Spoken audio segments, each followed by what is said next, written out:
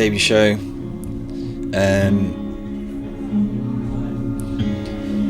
I think it was about 9 months after we started the band. It took us a while to get to that point. And I can't remember whether we felt like we weren't ready or whether it was a blend of just making sure we were going to do something right and do it the way we thought we wanted it to go. I'm glad we took so long to do it in hindsight.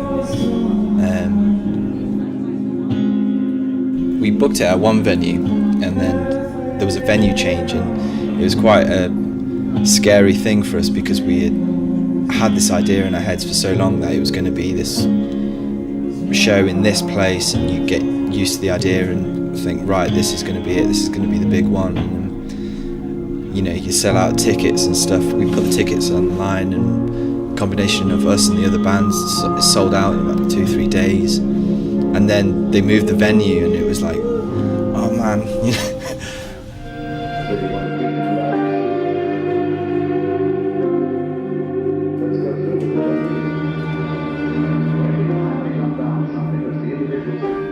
I think the most important thing is learning how to be comfortable on stage. Because when I used to play drums live, you were sat behind a drum kit, there was kind of a barrier there that protected you from the audience. I know it sounds stupid, but that's kind of how I saw it. But with a guitar, you're stood there and like you're stood up, and there's nothing in front of you really to kind of hide behind. And getting comfortable playing live, and not only just playing the songs, but performing, you know, putting on a show that people can enjoy. That was a learning curve. And you know, it's something that I had to kind of consciously get comfortable with, and yeah, and I think I've got that now. You know, I don't worry about the size of the crowd or the audience or the numbers. I get excited by it, but I'm always kind of calm and I enjoy it. You know, so that's that's probably the main thing I've learned. Each other for those little bits and bobs. Just keep an eye on each other. Like, as long as you and me are fine, Sam can do what he wants. Like, we'll queue off Sam for the bits we need. But yeah, Radio. My name's Alex Baker, and sometimes a band comes along that just stops me in my tracks, you know, hit me in between the eyes, like, eyes and ears, I suppose, like a musical bullet, stopping me dead and leaving me thinking, how the hell are this band not absolutely enormous? And the band I'm going to play you next are brand new to the show tonight and have rendered me absolutely breathless. When I'm not getting my heavy music on, when I'm listening to like metal and stuff like that, I sometimes need something to soothe me, you know, and my go-to bands for that kind of time are Sigur Rós and Nordic Giants, and Maybe She Will, perhaps. And this week, a band emailed me that will forever now join that elite bunch of trance-inducing bands in my mind. But these guys aren't from the jagged, expansive landscapes of Iceland or the riversides of some sort of mythical land. They are in fact from Nottingham, right here in the UK, contributing yet again to my unyielding belief that the UK produces the greatest music on earth. Brand new to the show tonight, this is a beautiful band called EYRE LLEW, spelled E-Y-R-E, new word, L-L-E-W. And a song that is the very essence of beauty. This is The Deep, here on Kerrang.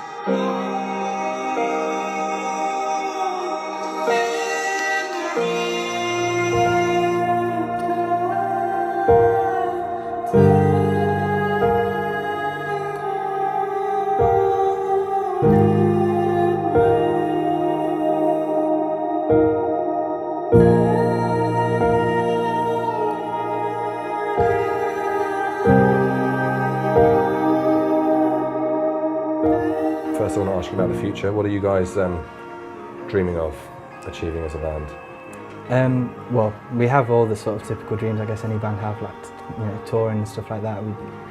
But I think we have, well, I know I definitely do, and I'm sure the guys would agree with me because we've all talked about it many times before, but to score for film and television and stuff like that, we've got a huge ambition to do that sort of side of it.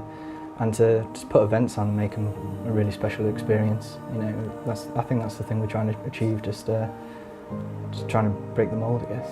It worked quite well. Do you think we'll ever hear a happy EYRE LLEW song? Well, I don't want to say, because if we ever do, I don't want to say no, because if we did, then, you know, but we've wrote happy elements, but I think for now, this is the sort of thing that are coming out, and I don't want to jinx it, sort of thing. Okay. The second track's called The Deep. So it is, yeah. Let's check it out now.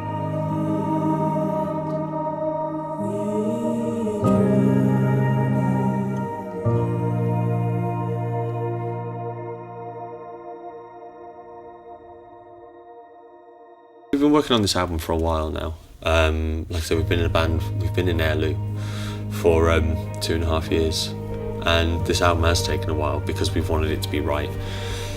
So the progression started very, very quickly. You know, we were releasing singles and people seemed to be enjoying the music we were making. And then when we decided to do an album, we totally changed the sound. And we didn't play any of the singles live. And that was a risk, because people advised us against it, to say, you know, you do the singles, you know, that's what people want to hear. But we knew we had something else to say. We wanted to go down a different path. So we changed. And that's what this album is. It's an accumulation of all that time spent trying to find the sound and do the sound that we wanted to do and that we enjoy. So yeah, so the album's been it's been a long time coming, and it's been a long work in progress. But it's pretty much done now.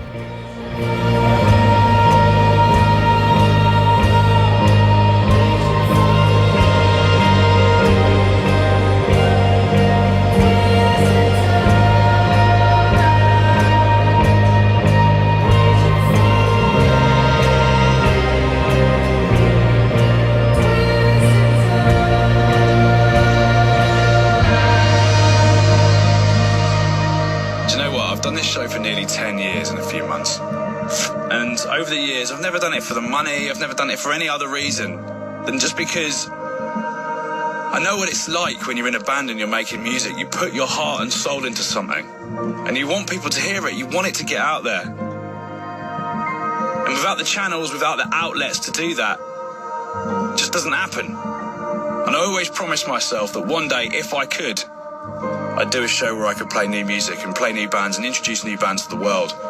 That's what this show has always been about, and that's why it's a genuine pleasure of mine every single week to bring this music to you. And that band there kind of sum up for me why it's all so worth it. What an unbelievable, beautiful bands they are. For me, Edgar is my personal favourite song. I remember the day we wrote that. To this day I've got snippets on my phone of us recording it in voice memos, videos of us coming up with vocal harmonies and stuff, and even in the final product it hasn't changed all that much from the way we wrote it, and that excites me. I think that when you've got a song and it just comes off pretty close to how you intended it to be in the first place, it's quite a rewarding thing, I think. Keep it coming.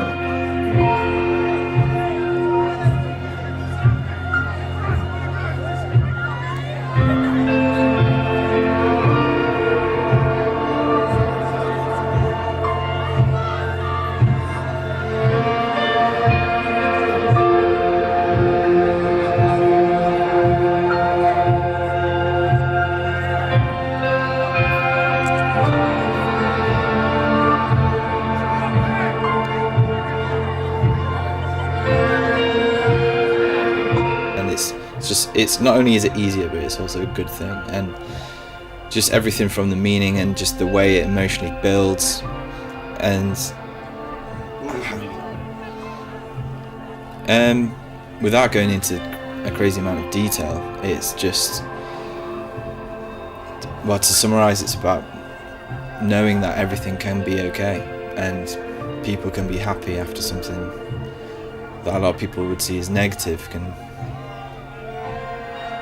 happen to you. It's about moving on, it's about being positive in the situation, and it's about feeling happy with your current position in life.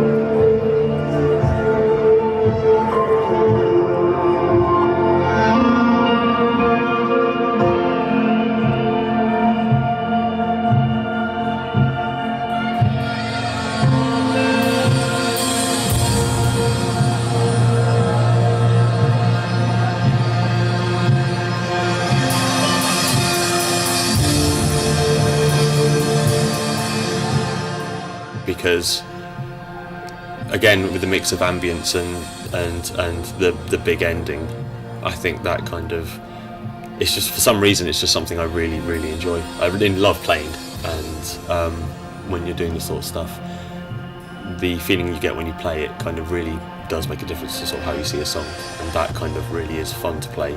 And yeah, there's a certain kind of energy that I feel when we play it live.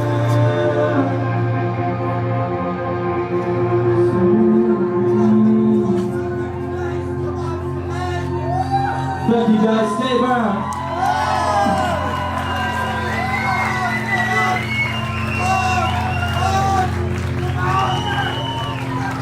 We're setting the fire.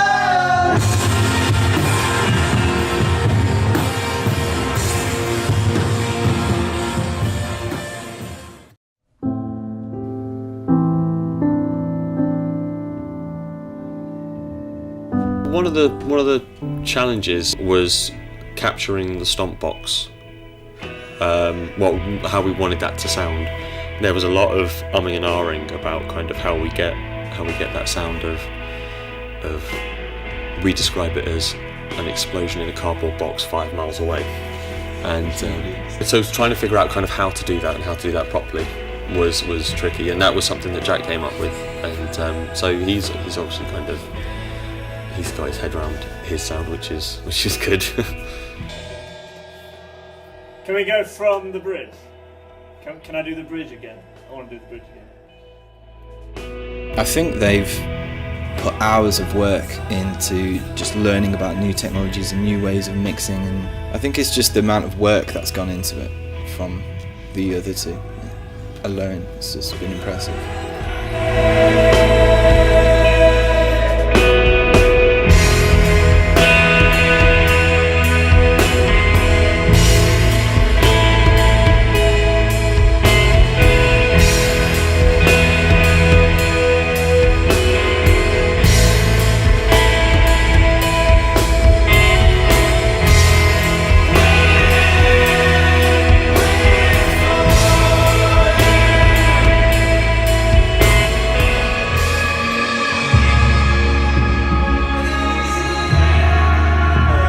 When I met Sam and Jack and we decided to start this, it was really exciting. It still is really exciting, but more so back then because it was totally new, and like we didn't even know what instruments we were all going to play. I mean, I think I started out on the drums, Jack was on bass, and then I went to piano, Jack went to drums, and we moved around quite a lot until kind of we settled into our own roles, you know. I think we had so much hanging on this album, where I think it's been ages since we released any music anyway, and we've never released any physical music, so we knew this thing had high hopes, and that was a daunting thing. So everything we did and every way we approached it, it just, for us, this level of perfection was, I think, whether I'm right or wrong, it was quite unachievable. But we went for it anyway. And in all honesty, I can't remember how we intended this record to be in the beginning, but the way it's ended up, I'm really proud of it.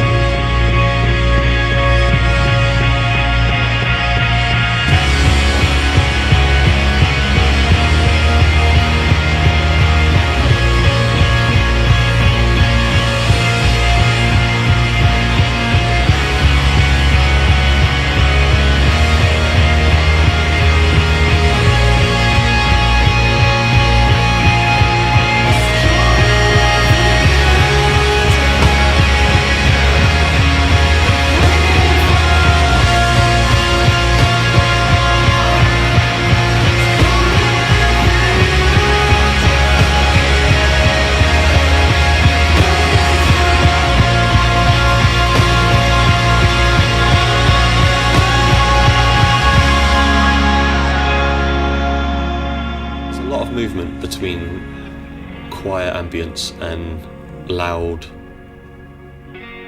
drops and explosions, you know, and it does go up and down quite a lot. There are kind of a few optimistic songs. There's a few melancholic songs. I don't know. People will get out of it whatever they get out of it.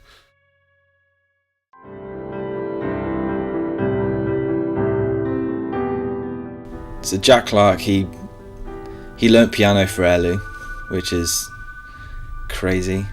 He plays piano and drums at the same time, and he runs his piano through a pedal board and does all these sort of things that, you know, it's added to the band, and it's brought it to realms where I don't know if I would have brought it there myself, because I don't play piano. I'm so envious of it. It's an amazing instrument. But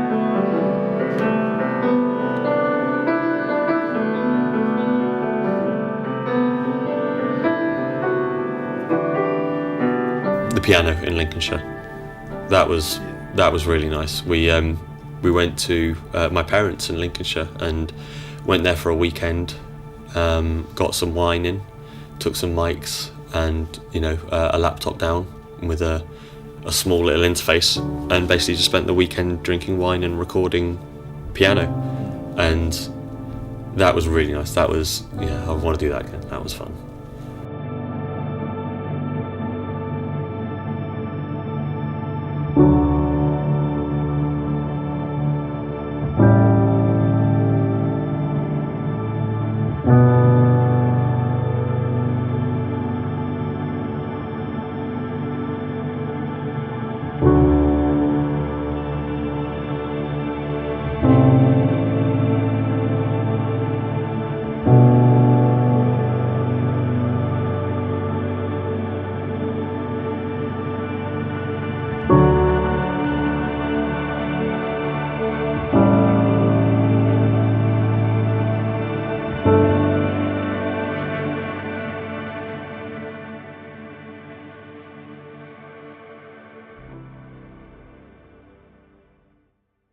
The group recording day was a lot of fun. We had a lot of people, some of which we'd never met.